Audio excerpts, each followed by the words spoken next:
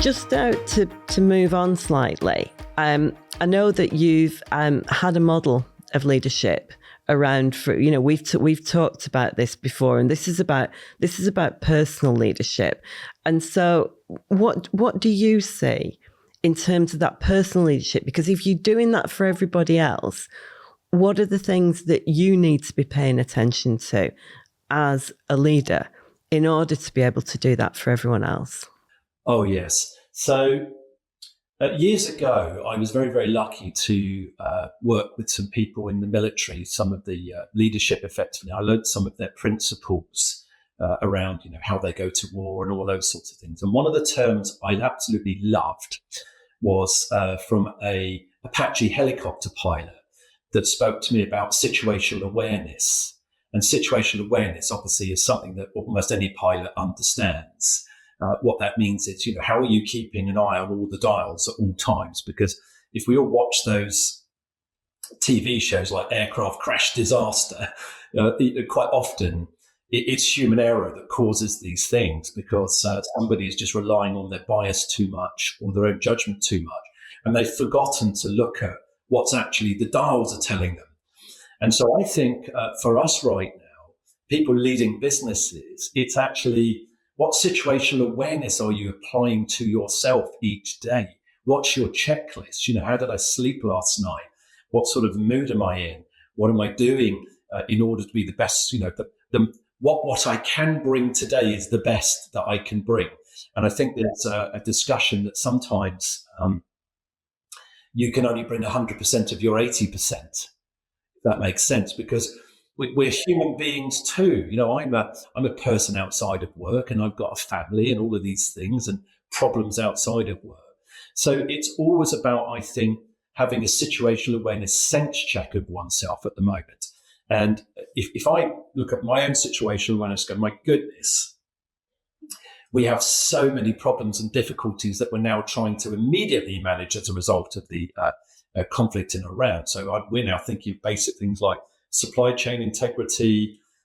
We're already having surcharges applied to us by our hauliers. Just even people coming to work are experiencing the cost of a tank of petrol being more. And so suddenly there's a new focus on, well, what's our cost of living increase going to be? And are we going to be back in this environment where interest rates are going to be high and food inflation is going to be 15, 20%? So you've got all of that suddenly going on again. So what does that mean? It means probably I, as a person, if you're the person on top of the organization, will probably feel pretty stressed by that because, of course, everyone's looking at you and you've got all these operational things to sort out. So I use something called my DESK policy, diet, exercise, sleep, and kindness to self. So the K bit of that is very, very important, which is give yourself a break. Do not think you can operate at 100 miles an hour 100% of the time. Make sure that you're sleeping well, giving your body and your brain the time to recover, process things. Take a bit more exercise, walk a bit more. I've done more walking meetings in the last couple of months than in ages because I've found myself in the day, being bombarded with information coming through on various different conflicting factors. And we're doing a lot of change at the same time. So a walking meeting sort of re-energizes me and re-energizes the other person just for an hour.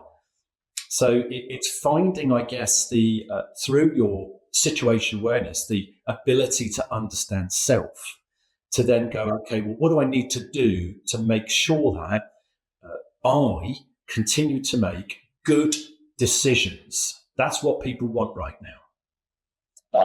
Please make and continue to make good decisions that make sure that serve us for the long term.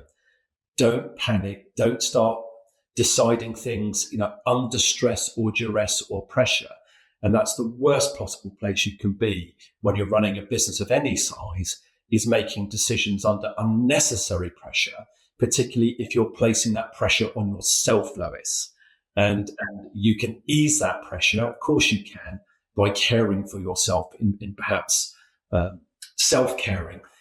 because when you're leading a big organization, not many people are necessarily caring for you. You're doing the majority of the caring. Yeah. And I mean, I talk about this with my one-to-one coachees all the time, because quite often, when they come into their coaching session, that's the place where they can talk about them as opposed to talking about others. But what you're saying there, Phil, that there's two things. It requires you giving yourself permission to care for yourself. And one of the things that I see many leaders struggle with is giving themselves permission to do that. And also holding the boundaries so that you can protect some time.